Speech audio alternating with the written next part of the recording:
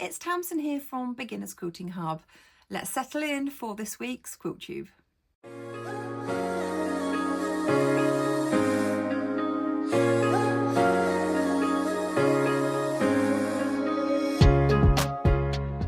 So I've got lots of things to share with you this week. I've got masses of haul. I've got an update on the Sew Along quilt. Let's just get into it, shall we? So first of all, I thought let's split the haul up. Let's start off with a bit of haul and then let's finish with a bit of haul. So the first bit of haul I've got is actually a parcel that has arrived from Missouri Star. And I thought we could unbox this together. So I've taken off the address labels and everything. So let me just clear some space and let's get this box opened. Now, Missouri Star reached out and asked me to fill in a kind of colour quiz. It was kind of questions around the things that I like, the things that I like to work with, the types of fabric that I like, and then they were sending me a curated box of goodies, and I thought we could unbox it together. Oh! Let's have a look, shall we? So first off, there's a t-shirt, and let's just make some space. You guys have seen this shirt before because I've worn this on my summer Quilt Tube videos. Ooh, fabric. We've got the little flat Chuck. Chuck is here to award you the blue ribbon in quilting. That is cute. I do actually collect these. If you ever want me to show you all the ones that I've got, because I have got quite a few, let me know. Ooh, golden rotary cutter blades. Never seen those before. So these are a Missouri Star brand rotary blade refills for the 45mm rotary cutter. I've never seen golden blades before. So it says, these standard 45mm rotary blades are made from high quality Japanese steel for a long lasting edge that cuts with precision, fits all major rotary blade handles. Oh, we definitely have to give those a try. I do get through rotary cutter blades quickly, and I hope you're all changing yours as well when you need to. Oh, these are gorgeous. I've seen them advertising these. So we've got one box here of 9 balls of 10-gram number 8 Perle cotton. Oh, those are gorgeous. Hang on, let me see if I can open the box to show you the colours. These are cute colours. We've got Sunburst, we've got lilac, and we've got burgundy. Those are cute. Oh, I like the greens. Pine green and moss green. Pine green and moss green. Apricot, so that was the first one that I showed you.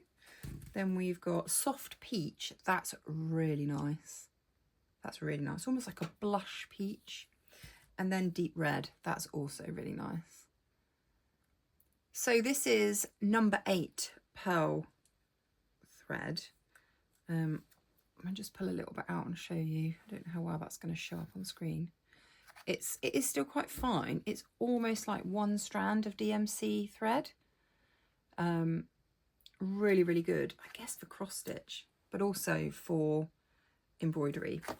Let's just pop these all back in here. So I've got 9 of those to play with. And then something which I think is super fun is this embroidery stitch pack. So this is, obviously it's to go with the Perle cotton. This is the Autumn Wishes embroidery stitch pack. It includes 25 unique 5-inch peel and stitch designs and instruction cards. Perfect for embroidery projects on quilts, pillows, accessories, tea bags, tote bags, tea towels, shoes, home decor and more. Let's have a look. So you get this really nifty little key ring with a big chunky amount of instruction sheets on here. And these are really nice laminated cards. From what I understand, you peel the backing off the chosen design. So peel the backing off. Center it where you want to put it on, whatever fabric you want to put it on. Embroider over using the shape as your guide. And then after embroidering the design, remove your fabric from the hoop and then just rinse it away. So it is literally just peel the back, stick it on. So this will be the right side, and then you just embroider over the top using the gorgeous threads, and you've got that design. And then when you put it in water, this all disappears and you're just left with your thread. Oh, look, let me show you some of these little designs. I won't show you all of them, I'll just show you a couple. Let's have a look. That's a cute one. There's a few owls that I've seen, little squirrels. And I guess with these, the ones where they've got little multiple bits and pieces on, you could actually cut them apart, I'm guessing. For instance, this one, if you didn't want the hedgehog and the flowers, the leaves like that, you could cut around just the hedgehog and just use that, and then these could be used for other things. These little cards match up with the pages, and they show you the colours to use from the pack and the types of stitching. So it's got, and then on the back it's got, what those stitches look like. That's really, really cute. I mean, you don't have to do that. You can just do what you want. So they've got some cross stitch on here. These are really, really sweet. I really like those. Right, I'm going to put them back in the packet, and then let's have a look what else we've got in the box. I'll put links to all of these in the description box, because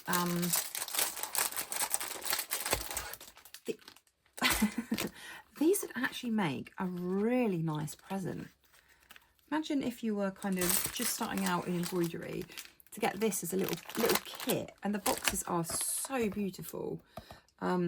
This would make such a good little present. I'll pop the link in the description box to these, and also to the thread box, because this would make an amazing Christmas present for somebody. And now at the bottom of my box, I've got some layer cakes. So the first one up is Christmas in Quilt Town. So if I little flick through, you can have a little look at some of these. Oh, that's so cute. Really, really, really cute. Now the colours in this are really quite bright and vibrant. It's a nice green. Let's just flick through. That's nice. This green features quite prominently. It's almost like a bluey green. It's really nice. That's nice. Of course, florals. There's a couple of those. That's it in the white, and it's got the little cotton threads in it. Oh, that's nice. Stars. And then that's really nice. What else have we got? Oh, they're the same design in red. Oh, I'm not playing ball. Same design in red, and then we've got, what's that one? Oh, look at that. Don't you think that would make really cool binding? If you could cut that apart and have little cotton spools as your binding, that would be really sweet. They're about 1 inch sort of here, so you could have a 2-inch or 2.5 inch binding and have little cotton reels running around the edge if you got some yardage of this. There's a few squares of that. And then that one. I think this kind of fabric would be really sweet if you were making little decorations and things like that, maybe little tree decorations. This is a really fun little layer cake. So this is called Christmas in Quilt Town. There's 42 10-inch squares, so it's a layer cake. Let me move my finger. There we go. So it's Missouri Star fabric. And again, I'll pop the link to that below so you can have a look at that if you're interested in that fabric. So this is Wildflower Cottage layer cake by Andover. It's by Rennie Nanneman of Need Love. So let's open this one up and have a look at this one. I have actually seen this one online. I think this is quite a new collection.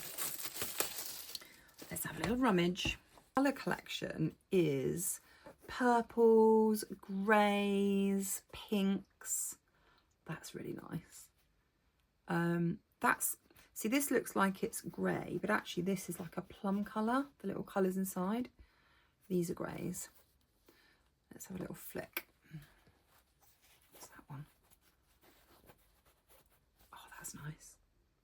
That's really pretty. And then we're coming into the more vibrant purples. So this is like a plummy with like almost like a really light mustardy yellow.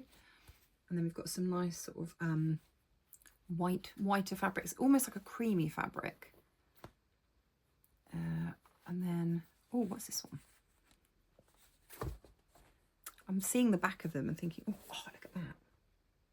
Isn't that lovely? And then the pinks, I can't pick these up. Here we go. And then into these, oh, that's beautiful. Again, this would make such good binding fabric, don't you think, with the strips? Or even that way, like if you cut it down through that way and have that kind of running through as your binding. Imagine that as binding. I think that would look really pretty. And then repeated again in the pink, that earlier print that we saw. I like these really little ditzy florals. That's almost like a sandy colour, that one. That's really, really pretty. Right, I'll link that in the description box as well, so you can go and have another closer look at that at your leisure. Gosh, those are beautiful. I need to find some patterns for these. I think this one lends itself to a quilt, doesn't it? So thank you so much, Missouri Star. They do spoil me. Right, let's move this out the way. So that's my first haul. I've been dying to open that, so I'm really pleased I opened that. The haul at the end is a fabric haul that I've also been gifted, so stay tuned for that. I've been using a new tool this week. It's the Sew Easy basting glue stick. And Sew Easy is the brand, and basting stick. So this is a fabric glue in a stick, and you can use it for just holding fabric together. So I've been doing some flying geese, quite small flying geese, just fiddling around with some Christmassy fabrics. And every time I tried to sew it, the little flying geese, I was using the method where you have a rectangle and you add the squares. So I wasn't doing the 4 at a time or the 8 at a time method. Method where you can use lots of different fabrics and mix and match. So I was using that. So it didn't lend itself to any of the speedy methods. So I was having to cut squares and rectangles and place them and sew them. But where they were so small, the little squares were moving. So I just added a little dab of this to the corner, put my iron on the top, and then it sewed like an absolute dream. I got this with some vouchers that I had. So it's probably not something I would have bought had I not had the vouchers. But now I've got it, I can highly recommend it. So I'll pop the link below. I'm assuming you can find this on Amazon, or the website is www.seweasy.com. I don't know if that's going to show up on the camera, but it's called Sew Easy, as in SEW, Easy Basting Glue. It says it's good for paper as well. So non-toxic fabric glue pen, dries clear and washes out, easy to use, twist pen design. And you just twist this button at the end. So it works very similar to the Sewline glue pens that I also like to use for English paper piecing. So I'm assuming this is kind of like an alternative. But yeah, something worth having a look at if you're interested in that kind of thing. Now, let's move into a little bit of cross-stitch update before I show you how I've been getting on with the Churn Dash Dance quilt. I do have a quilt top to show you, minus the borders, because that's this week's job. A few of you commented and said, show us more cross-stitch. I don't intend to turn this into a cross-stitch channel, but I will show you how I'm getting on every so often on a couple of cross-stitch projects that I'm working on. So the first one that I'm working on is Home Sweet Home. And I love this pattern. This is the pattern that I bought at the Festival of Quilts. It's by Shakespeare's Perle. And it's such a gorgeous pattern. It's actually one that my husband picked up. So this is how far I've got. I'll probably say I'm about, what do we think? Maybe 30 to 40% through. So I've done that whole centre section. I'm working on the roof now. So that's coming up. I've got another maybe 3 or 4 layers. This isn't showing up in the camera, but here I've done like a big white gate, and then you get the picket fence going across the bottom. And I think the bit that's going to take the time is all the little symbols around the edge, because each one is a different colour. And some of them are maybe 10 stitches, 10 crosses. So there's loads of colour changes, but it's really sweet. And I'm just using my own colours with this. There is a DMC pack. There is a DMC pack on the back to tell you what colours, but I'm just using my own. And the second one I've got, and I can't remember the name of this pattern. I should have found it ahead of this video, but it's one that I started with my dear friend Angela. I mentioned this one last week and you asked for a close-up look. So it's a Laurie Holt block pattern. It's something to do with love. It's something to do with hearts. I can't remember, but if I can find the name, find the pattern, I'll put it on the screen. I, in my wisdom, only printed out the chart, and the chart is just a A4 grid with all the stitches on. There's no name and there's no picture of the finished piece, so I can't show that to you. So I'm going to have to dig through my emails and find where I downloaded it. And Angela, if you're watching this and you can remember, because I know you've finished yours, can you let me know so that I can add it into the description box? But I love this. So just to kind of give you an idea of the size, if I put my hand next to it, you can see the size of these blocks. Aren't they sweet though? And I think the pattern called for a pure white. They obviously stitched on a different colour background, but because I'd use this bright white, again, just using what I had, I've chosen a cream, which I think picks up quite nicely. Since figuring out that I like stitching in my hand rather than in my hoop, I'm actually trucking along with these now. They're really moving quickly. I'll give you an update maybe in a couple of weeks and let you know how I'm getting on with these. So let's move on now to the Churn Dash Dance quilt. So we are in the final week of creating the quilt top. So we've done all the blocks, we've put them all together, we've created the Irish chain, and now we are adding the borders. So this week the plan is to do the borders. I haven't done one yet. So I will show you the quilt. I'm going to hang it up behind it. I will do my best to get as much as I can on the screen, and I've taken some footage that I can add in as well. I'm just looking at it hung on the door. It's in my usual place of hanging on the back of the door where all the other quilts go waiting to be quilted. But I've ordered the backing as well from Missouri Star. I've gone for, well, let me show you the quilt and then I'll talk you through the backing. Okay, so here's the quilt. Now, I don't know how, hopefully you can see this. It needs a final press, but I'm really enjoying how it's looking. Let's give you a closer up look. So I think the pumpkins that I've used to make the Irish chain, I wasn't sure how that was going to come out because the original pattern had like a dark navy blue mixed in with the fabrics that they'd used. And I've obviously picked this very girly, very fun fabric palette of the Hey Boo collection, which is all pinks and purples. I have popped in a few pops of black just to give it a little bit more kind of colour, a bit more variety. Let's just fold it down so you can have a look at the bottom half. And then there's these kind of lime green colours in here as well. And then I couldn't find a colour that I thought would look nice in terms of a darker colour other than going with black. And I didn't really want too much black.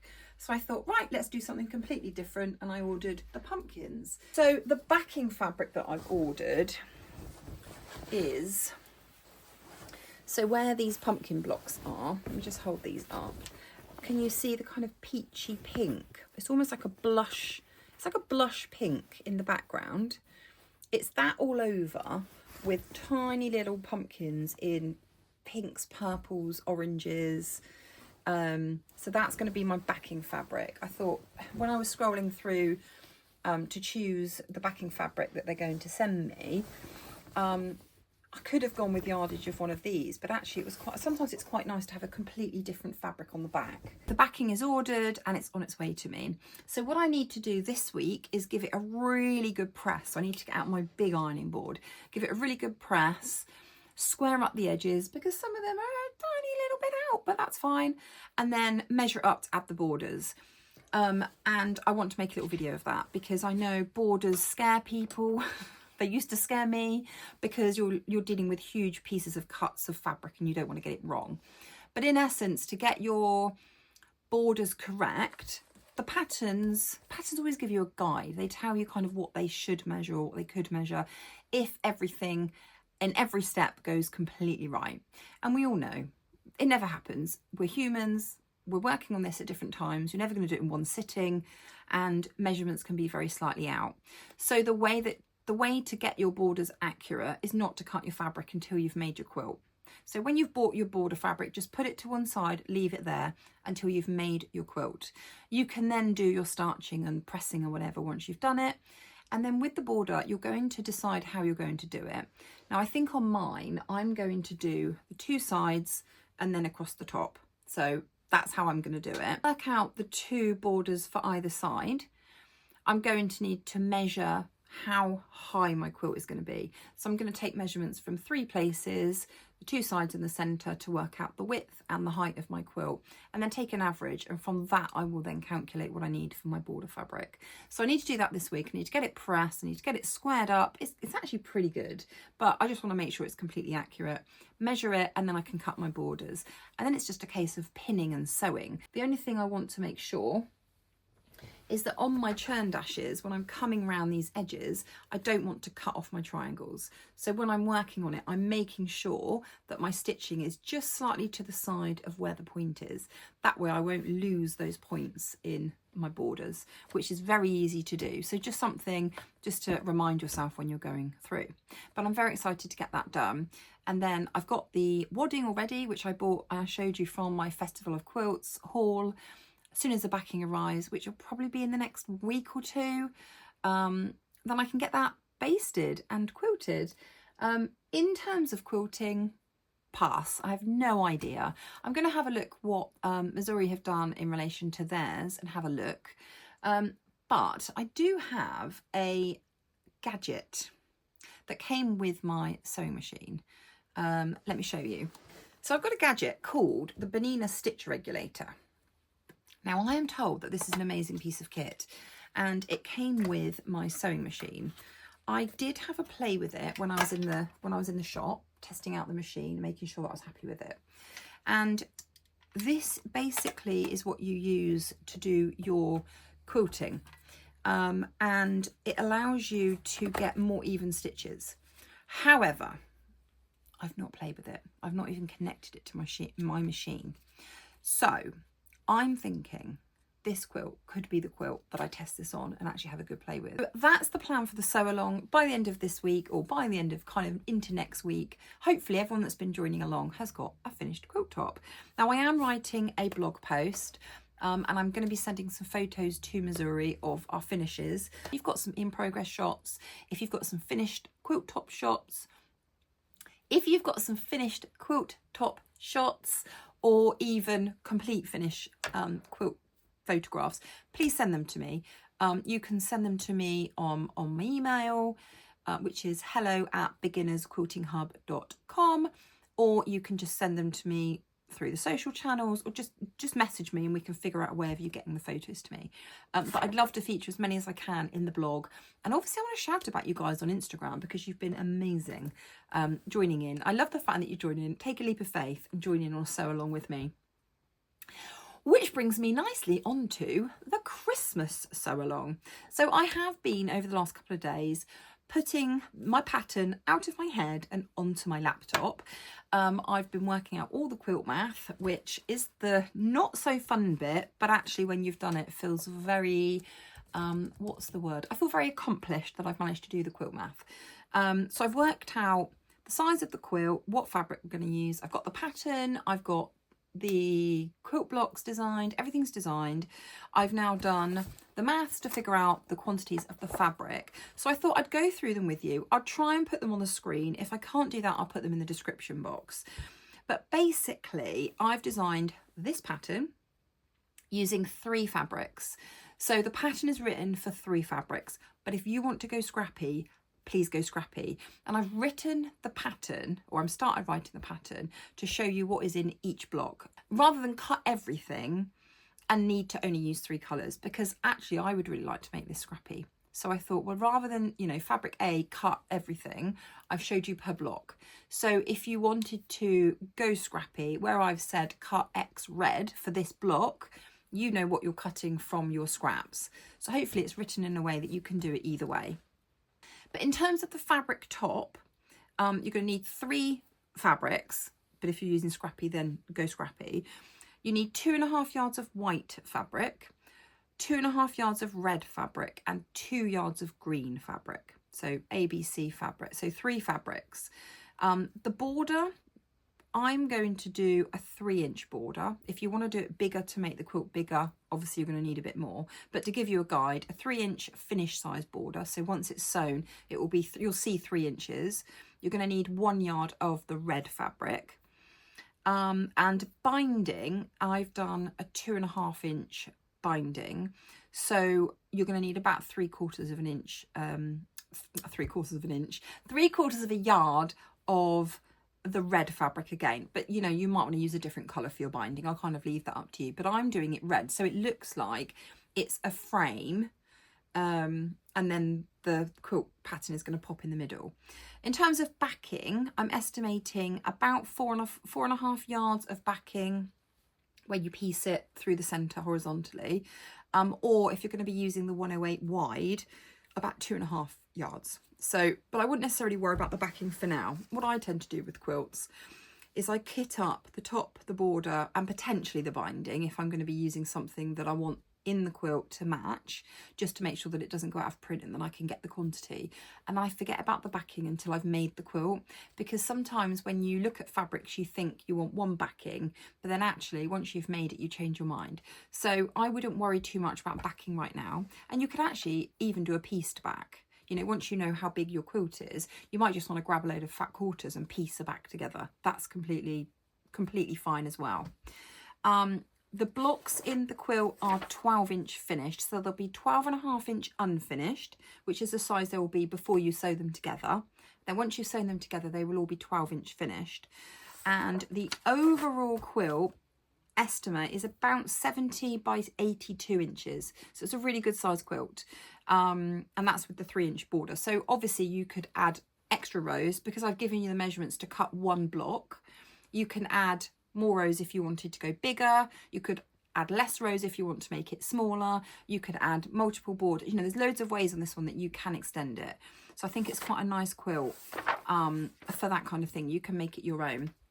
It's completely beginner friendly. We're only using squares and rectangles. So there's no half square triangles, there's no flying geese.